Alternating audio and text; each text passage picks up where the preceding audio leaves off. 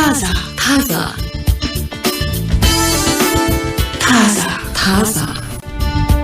እሺ ታዛ ነው የሰማችሁ ያላችሁ ቦርሳዬ ውስጥ ያለው የአይምሮዬ ውስጥ ያለው ነው ሚል አንድ አባባል አለ። ያ ማለት እንግዲህ ቦርሳችንን አንጠልጥለን የምንዞረው የሆነ እቃ መያዣ ቁስ ብቻ ሳይሆን የቀን ግባችንን ውሏችንን ኃላፊነቶቻችንን የምንይዝበት እንደ ኤክስተርናል ሜሞሪ ጭምር ነው ብለው ይገልጹታል። ከዚህ ጋር በተገናኘ እንግዲህ የምናነሳው ሀሳብ ስለ ኮግኒቲቭ ኦፍሎዲንግ ነው። ያ ማለት የአይምሮአችንን ጭነት ማራገፍ መቀነስ የምንችልበትን መንገድ እንድናስብ ነው። ብዙዎቻችን የውጥረታችን ምክንያት ምን እንደሆነ ነገሮችን የመርሳት የመዘንጋታችን የነገሮችን ቅደም ተከተል አለማወቃችን ምክንያት አንዱም ሊሆን ስለሚችል ማለት ነው። አይምሮአችን ሊይዝ ወይም ደግሞ ሊያብላላ የሚችለውን የመረጃ መጠን ለመቀነስ የምንጠቀምባቸው ውጫዊ መሳሪያዎች ወይም አካባቢ አለ ነው።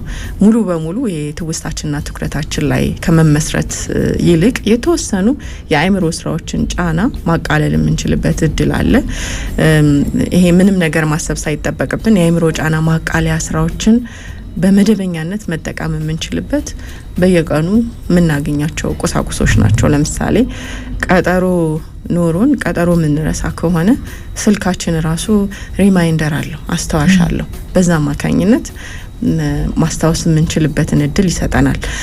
ከዛ ውጭ ለምሳሌ አቅጣጫዎችን ቦታዎችን በጭንቅላታችን ለመያዝ ከመቸከር ጂፒኤስን መጠቀም የብዙ ሰዎች አማራጭ ሆኗል። ስለዚህ የሆነ ቦታ መሄድ ስንፈልግ በእግራችንም በተሽከርካሪም ቢሆን ጂፒኤስ የብዙ ሰዎችን ችግር ማቅለል ችሏል ማለት ነው። የአቅጣጫ ችግሮችን ወይም ደግሞ የማስታወስ ችግር ካለብንም ያንን መፍታት ችሏል።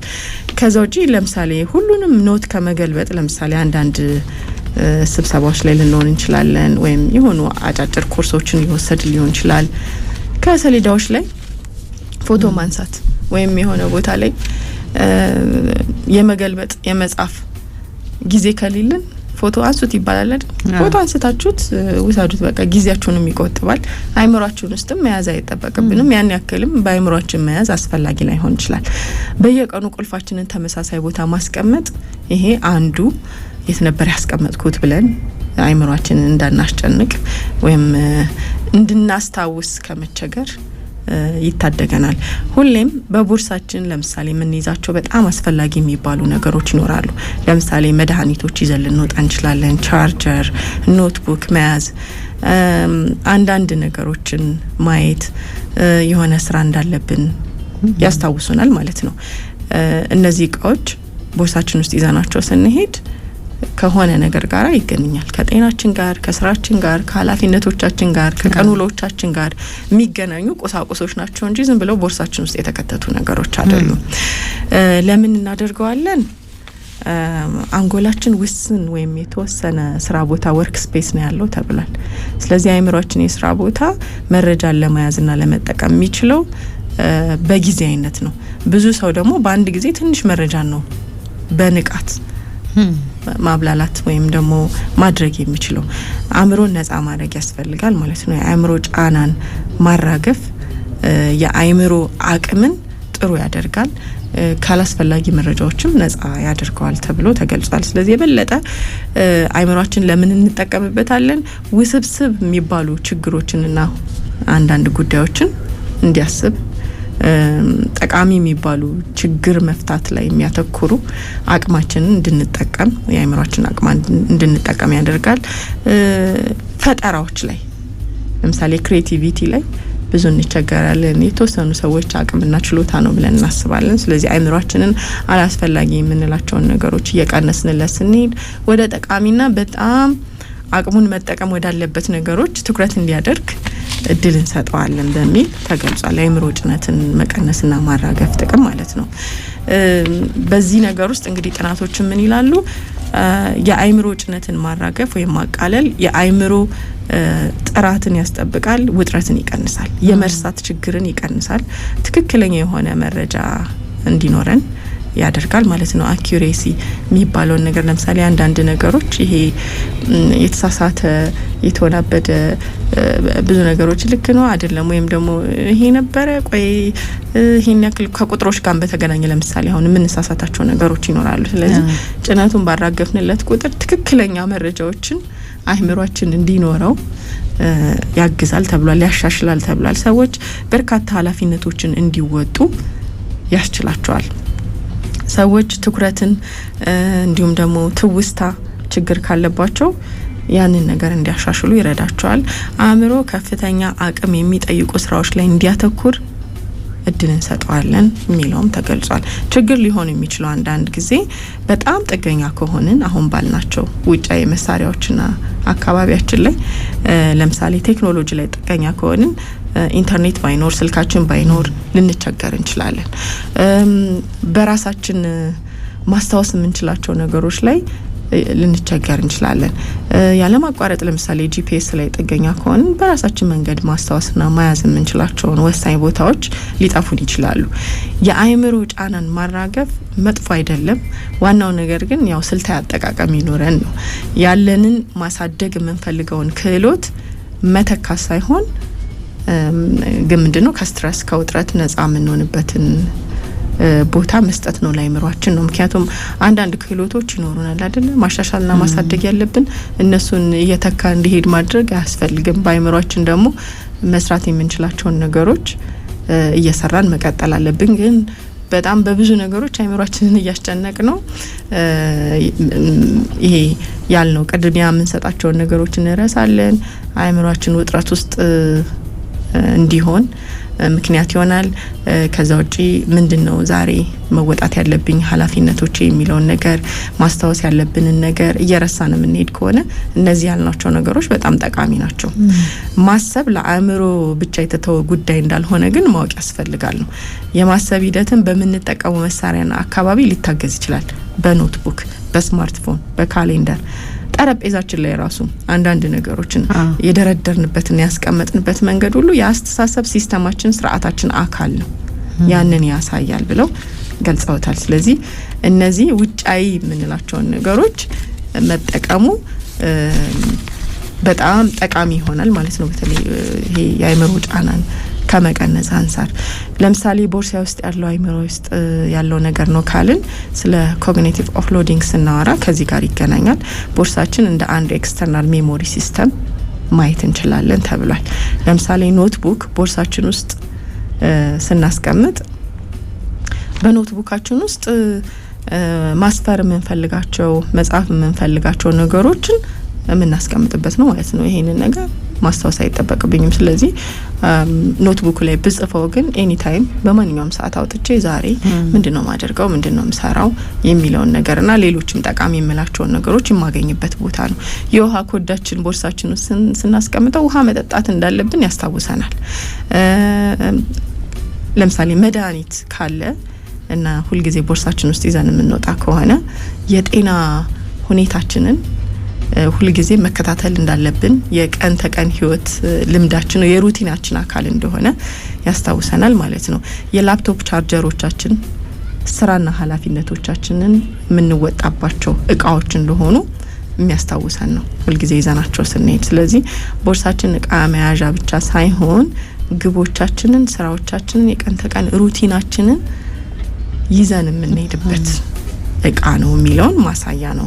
የሆነ ነገር መያዝ ወይም ደግሞ አንጠልጥለን ይዘን የምንዞረው እቃ አይደለም የሚለውን ሁሌ ስለ ቦርሳችን ስናስብ እንድናስተውለው ያደርጋል ነው። ስለዚህ ይሄ የትውስታችን የእቅዶቻችን መያዣ ቦታም እንደሆነ ማሳያ ነው ተብሎ ተገልጿል። እና ዋናው ነገር ያው በጣም በብዙ ነገር አእምሯችን እየተጨነቀ ውጥረት ውስጥ እየገባን ምን እያስጨነቀን እንደሆነ ሳናቅ ግን ደግሞ በጣም በቀላሉ እነዚህ መሳሪያዎች እያሉ በእነዚህ መሳሪያዎች መታገዝ እየቻልን ግራ ያጋቡን ነገሮች ካሉ የአእምሯችንን ጭነት ማራገፊያ ቦታዎች አሉ፣ ማስቀመጫ ቦታዎች አሉ የሚለውን እንድናስበው ያደርጋሉ። ቅድሚያ ባልሰጠናቸው ይሄ በየዕለቱ ፊክስ ያርክሻቸው መሄድ በነበረብሽ ነገር አይደል ቢዚ ምን ሆኖ ብዙዎቻችን መልሰን እሱን ነው የምናስበው፣ መልሰን ያን ችግር ነው የምናስበው እንበልና ቤት ውስጥ ማስጠገን የነበረብኝ አንድ ነገር አለ። ዝም ብለሽ ይዘሽ ነው የምትዞሪው አይምሮሽ ውስጥ የሆነ ሰውዬ ጋር ደውለሽ እኮ በቃ ፊክስ አድርግ የምትይበት የሆነ ቅጽበት አተሽ አይደለም። ግን ቆይ ደውልለታለሁ፣ ቆይ ስቆም፣ ቆይ የተሻለ ሰው ፍለጋ፣ ቆይ መልሶ መበላሸቱ አይቀር ትንሽ ልጠብቀውና አይነት ነገሮች። ከዛ ግን የዕለቱ ትልቅ ሌላ ጉዳይ እኮ አለብሽ። ቅድም የተባለው ፈጠራሽ ላይ አይምሮሽን የምትጠቀሚበት ነገር በትኩረት ጥንቅቅ ማድረግ ያለብሽ፣ ምናልባትም ህይወትሽ ውስጥ ለውጥ የሚያመጣው እሱ ሊሆን ይችላል። በጣም ውስብስብ የሚባለው ነገር እሱን ይይዘዋል። ምንም ጥያቄ የለው። እሱንም ስለሚይዘው እኮ ነው ሌሎች ነገሮች ላይ ወደ ኋላ የምንለው፣ ወደ ኋላ እንላለን። አሁን ቦርሳ ስትይ አንዳንድ ጊዜ ምን ያጋጥመኛል፣ ወረቀት ጠቅለል አድርገሽ ትከቺ የለ ቦርሳ ውስጥ ቆይቲና ወደ ዋናው አጀንዳዬ ወስደዋለሁ። ኮንታክት ሊሆን ይችላል፣ ጠቃሚ ሀሳቦች የጻፍሽበት ሊሆን ይችላል። ለማየት ያስጠላሻል። ይነግርሻል አይምሮሽ ውስጥ እንዴት እንዳስቀመጥሽው የተባለው እሱ እኮ ነው። ጠረጴዛችን ላይም ስናስቀምጥ እንደ ነገሩ ያስቀመጥሽውን ነገር መልሰሽ ከፍተሽ እዩ አይልሽ። ለምን እንዳስቀመጥሽው ግን እኮ መጀመሪያ ታውቂዋለሽ፣ ይጠቅመኛል ብለሽ ነው። እና ያው የብዙ ያስተሳሰብ ስርዓታችንንም ይገልጻሉ ነው። ለምሳሌ ጠረጴዛሽ ላይ የደረደርሻቸው ነገሮች ያንቺን ያስተሳሰብ ስርዓት ሲስተም የሚገልጹ ነገሮች ናቸው። ስለዚህ አንድ ሰው አስተሳሰቡ ኦርጋናይዝድ ከሆነ ነገሮችን ይሄ ውጪ ላይ የምታያቸውን እቃዎችም ያቀማመጡ ሁኔታ ያስተሳሰቡን የተደራጀ መሆኑን ያሳያል። የተደራጀ አቀማመጥ ያላቸው የተደራጀ አስተሳሰብ አላቸው የሚለውንም ሊያሳይ ይችላል፣ የሚለውን ይገልጻል አይደል? በጣም ሜሲ የሆነ ከሆነ ቤትሽ ውስጥ ያለው ነገር ብዙ ነገሮች እየተተራመሱ እንደሆነ አይምሮሽ ውስጥም ያሳያል የሚለውን ይገልጻል ነው። ስለዚህ አይምሮአችንን ማደራጀት አካባቢያችንንም ጥንቅቅ አድርገን ማደራጀት የምንችልበት እድል አለ የሚለውንም ያሳያል። ያው ቀላል ነገሮች የሚመስሉ ግን ብዙ ነገራችንን የሚያወሳስቡ ያልተገበርናቸው ነገሮችም እንዳሉ ያሳያል። አንድ ሰው ምን ብሎኛል፣ የሆነ ሰው ስልኩ ላይ ደወለና አይ ስልክ ሊጠይቀኝ ነው ይሄ ሰውዬ አለ። በዛ ነው ያወራነውና ሰልችተሃል እንዴ ስለ ሁሌ ነው የሚደውልልኝ፣ ሁሌ ስልክ ይጠይቀኛል ሰዎች አለ። ከዛ ለምን ታዲያ አትነግረውም በምን አይነት መንገድ ሴቭ ማድረግ እንዳለበት? የሚገርምሽ ርዕስ አድርገን አውርተነዋል። ልክ ስልክለት አለው እኮ አለ ስልኩ የዛ ሰውዬው ወይም ኖትቡክ አድርጎታል ሰውዬው።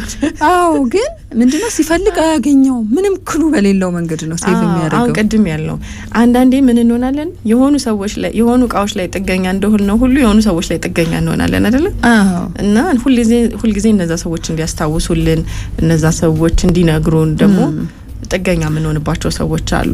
አዎ። ስለዚህ እነዛ ሰዎች ደግሞ እየሰለቹ ሊመጡ ይችላሉ። የራሳችንን መንገድ ግን ማድረግ የምንችልበት ቀላሉ ነገር ማስታወሻና እስክሪብቶ ያለ ስልካችን እጃችን ላይ ያለ ቴክኒኮቹንም ራሱ አሁን በጣም ብዙ ዲፓርትመንቶች ያሉበት መስሪያ ቤት ነው የሚሰራው። በጣም ኮዶች ግን አሏቸዋል። ኮዶች ስታደርጊ ለምሳሌ ኤልጂቲ ብሎ ሊጀምር ይችላል ሰውየው። ኤልጂቲ የሆነ ዲፓርትመንት የሚገልጽ ነው። ስለዚህ ኤልጂቲ ውስጥ ያሉትን ነገሮች ያመጣልሻል። ሁልጊዜ ሴቭ ሲያደርግ ከዛ ክፍል ለመጣለት ኮንታክት በሱ ነው የሚጀምረው። ኤቢሲ ብሎ ቢሆን የሚጀምረው ኤቢሲ ብሎ ነው። ልክ እኔ ከላኩለት በኋላ አገኘሁት እኮ የሚገርምህ ምን አድርጌ ሴቭ እንዳረኩት ይለዋል ሁልጊዜ። ስለዚህ እሱ ጋር ሲደውልለት የደወለበትን ነገር አስቢው። ላያነሳለት ቢችል አፋጣኝ ኮሚኒኬሽን ቢያስፈልገው ሰውየው፣ ከዛ ውጪ ደግሞ ታይሙ ራሱ የወሰደበት ጊዜ እዚህ ጋር ደህና ነህ እንዴት ነህ ሰላም ነህ ሆይ ተባብለሽ ነው አይደል ስልክ ቁጥር የምትቀበዩ። እና ያቺ አንተ ያልከኝን እኮ ቴክኒክ ባለመጠቀም ሁሌ ይቅር በለኝ እያለ ነው የሚጀምረው። እኔ እስካውቀው ድረስ ማለት ነው ሰውየው። እና አንዳንዴ ቀላል የሚመስሉን ነገሮች አሉ። ይሄ ኮዲንግ ስርዓታችን ነገሮች እንድናስታውስ የሚያደርጉን ነገሮች። ኦኬ እከሌ የሚባለው ተቋም ጋር ኮንታክት አለኝ የለኝም? ኮንታክቱን በምንድን ነው የምጀምረው? ሁሌ አስቤ ነው ሴቭ ያደረኩት ማለት ነው። መጀመሪያ አስታውሰዋለሁ ማለት ነው። እንደዛ ሊሆን ይችላል። 50 ሰዎች ጋር ትደዋውያለሽ፣ ቴክስት ታደርጊያለሽ የሆኑ ሰዎችን ስልክ ለማግኘት። ይሄኔ አንቺ ስልክ ውስጥ ቀድሞ ሴቭ ተደርጓል ያ ስልክ።